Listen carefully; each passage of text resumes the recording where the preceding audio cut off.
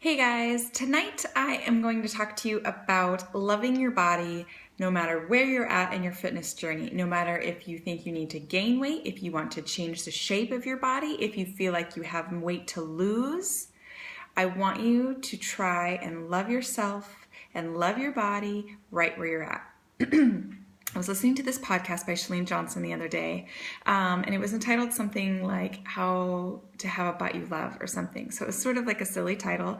And the beginning of it sort of starts out silly with her talking about how she's been doing different working out and she's really loving her butt all of a sudden. But it goes beyond that, and she makes some really amazing points that I wanted to share with you. So the first one is talking about becoming your own body image expert, like for your own body, and being your advocate for your body image and for your body, what's the word I'm looking for? Confidence. Okay, so she talks about like some of our pitfalls that we get into, especially as women, and sort of some like tips on how to improve that or change that. So the first thing she talks about is like, okay, so we as women have a tendency to commiserate with one another. And sometimes, depending on the circle of friends you're in or whatever, that can lead to discussions of how you're feeling, where you're at in your body, or being disappointed in something about your body, or oh my gosh, I need to lose weight, or oh my gosh, I tried on swimsuits today and it was terrible. And she really encourages you to stop doing that. And I know that's probably a lot easier said than done, because I think that part of it is just our culture and part of it is subconscious. We don't even realize it. And part of it is just we feel like we need to get that out. But she encourages you not to stop there. Like if there's a conversation that starts, like kind of change the gear of it. And instead of focusing on what's wrong,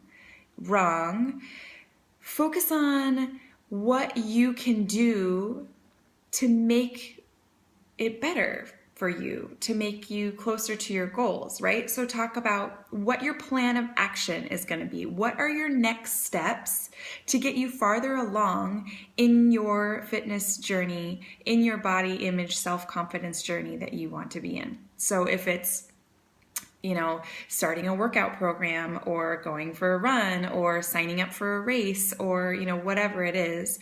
And then you can get your friends involved in that too. And so then you guys are all working towards a positive goal instead of sitting around complaining about whatever you don't like about your body.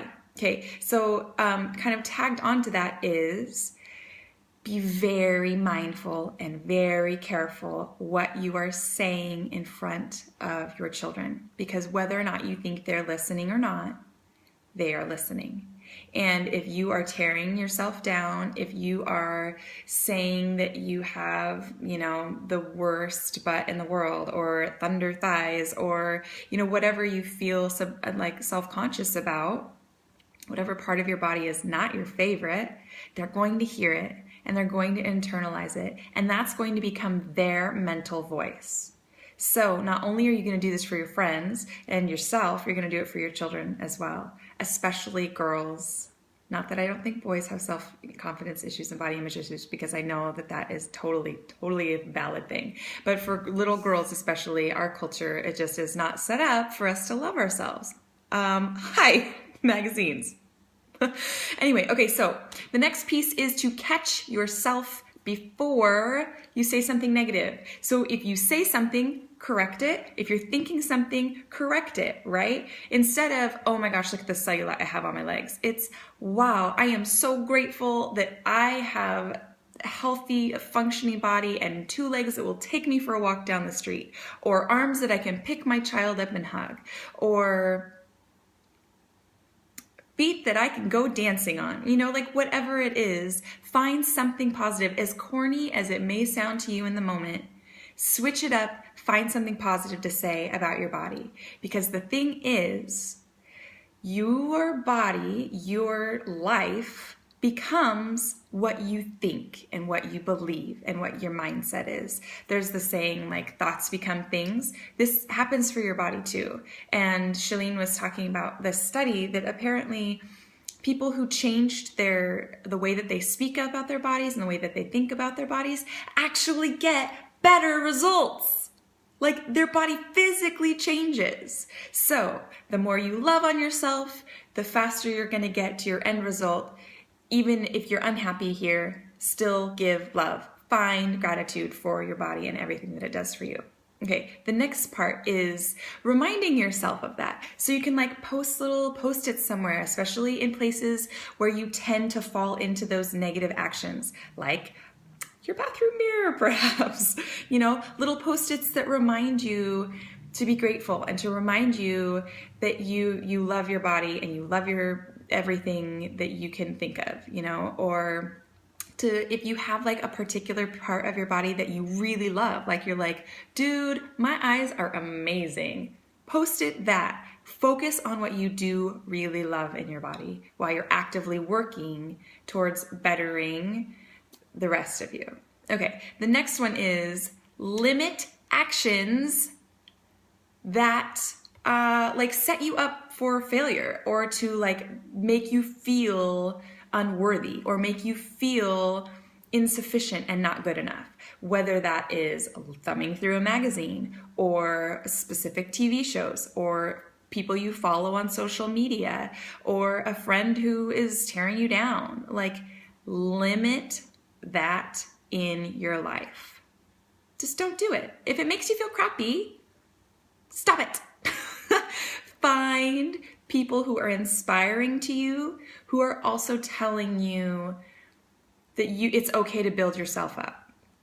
You know, find people who are teaching you something without telling you you're doing everything wrong. And yes, okay. And tying to that little scale that is on the floor of your bathroom, if you feel crappy when you get on that, throw it away. Like right now, like throw it away. The scale doesn't tell the full story. And it often doesn't even tell a true story. Like your weight can, like, what's that word? Range based on the time of day, the time of the month, you know, what you've eaten that particular day, like whatever. It's not an exact figure, nor does it paint a whole picture. So if when you step on that scale, you don't feel good, get rid of the scale and find another important piece, find another way to measure your progress. Because measuring your progress is super important, right? Like it's really great to be able to quantify that, but you want to be able to do it in a way that is more accurate and that doesn't cause you anxiety and doesn't put all the pressure on one particular way of measuring that isn't really that effective. So, how you feel, a measuring tape, how your clothes fit, how many reps of something you can do, your energy, your attitude, your mindset, those are better tools for measuring. And then the last thing she talks about is setting up small wins for yourself. So instead of, I need to lose 50 pounds, I need to be able to do 10 pull-ups, I need to lose 4 pant sizes. That can be your big goal. Well, you can't see my arms. That can be your big goal, but also find smaller goals so you can tick those off. Think about when you make a to-do list, like how good it feels to check mark that box that you did something, even if it's like, I folded those towels, you know, or like sometimes I like to just toss things on there that I've already done so that I can scratch them off. So it's sort of like that. Whether it is, I'm going to get through one day without sugar, or it is, I'm going to do one full week of sticking to my workout program, or I'm going to pick a shorter workout program, right? Like maybe don't commit to a 60-day one, but start with a 3-week one, or you know, like any little small wins that you can like tick off the box along the way are going to build your confidence, and it's going to build your momentum when you are trying to make the changes that you may or may not want to make. So that's all I got for you. Love yourself where you're at for who you are, because the biggest, most important thing of any and all of this to remember is A, gratitude, because you're here and think of all the things that your body can do for you. And second, you're not your body. You are not your body. You are your heart. You are your brain. You are how you treat people. You are what you believe in. You are not your body. So no matter if you, I'm getting all weepy, no matter if you think that you have this incredible physical journey ahead of you, even when you reach that goal, you'll feel empowered. You'll feel confident and amazing because you worked hard for something and you believed in yourself and you met the goal. But you're still going to be that same person because you are you. And your body is only a small piece of that. It's just your vessel. So I hope that does something for you. And I would really love to hear what you think about it. And if you have, gone somewhere along this journey before and what you thought of it and what you've learned and yeah, all that. Kitty wanted to say hi. Hi, Kitty.